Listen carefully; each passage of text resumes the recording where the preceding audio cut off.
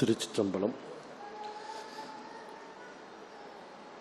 விழிக்குத் துணை திருமென்மலர்பாதங்கள் மெய்மிகுன்றா மொழிக்குத் துணை முருகா எனும் நாமங்கள் முன்பு செய்த பழிக்குத் துணையவன் பன்னிருதோளும் பயந்ததனை வழிக்குத் துணை வடிவேலும் செங்கோடமும் மயூரமுமே. எல்லாம் வல்ல வழிபடு கடவுளாக முருகப்பெருமானின் செந்தாமரை திருவடிகளையும் குருமகா சன்னிதானங்களின் பொன்னார் திருவடிகளையும் நீல நினைந்து வணங்கி திருப்பூர் முத்தமிழ் சங்கத்தின் சார்பாக இன்று நடைபெற்று கொண்டிருக்கின்ற முப்பெரும் விழாவினுடைய விழா இன்று நடைபெற்று கொண்டிருக்கின்றதும் ஒன்று அருட்பிரகாச வள்ளல் பெருமானுடைய 196வது ஆண்டு வருவித்து உற்சவ விழா என்று சொல்லுகின்ற விழாவும், அதன் பின்பு தமிழிசை விழாவும்,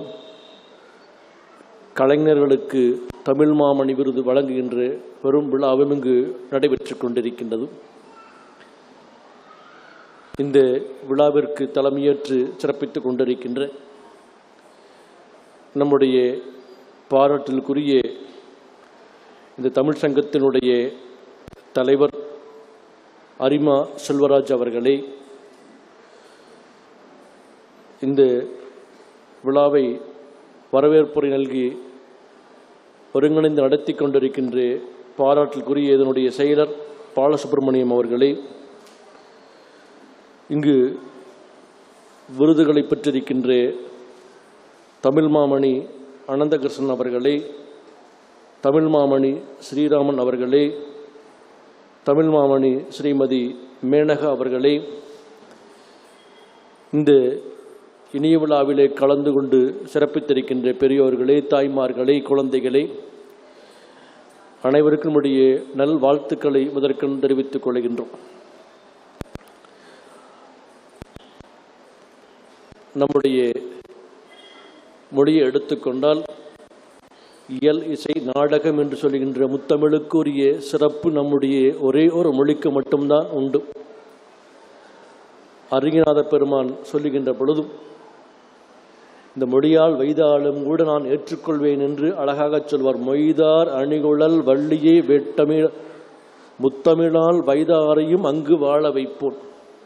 இந்த 3 தமிழாலே வைதாரையும் வாழ வைக்கின்ற பெருமை இந்த தமிழுக்கு உண்டு என்று சொல்லுவார்.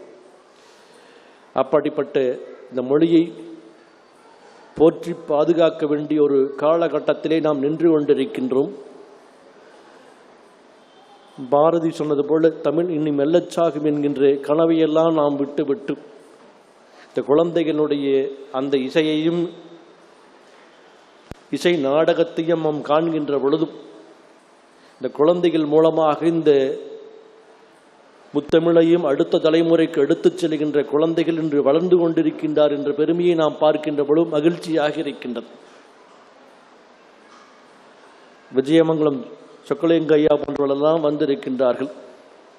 எங்களுடைய விருப்பங்களை எல்லாம் அடுத்த தலைமுறையிலே இருக்கின்ற குழந்தைகள் தங்களை இணைத்து கொண்டு நம்முடைய மொழியை போற்ற வேண்டும், அந்த மொழியினுடைய சிறப்பை உணர்ந்து மக்களுக்கு எடுத்துச் செல்ல வேண்டும் என்கின்ற சிந்தனையை நாங்கள் எப்பொழுதும் எல்லா மேடைகளிலேயும் சொல்லிக்கொண்டே இருப்போம்.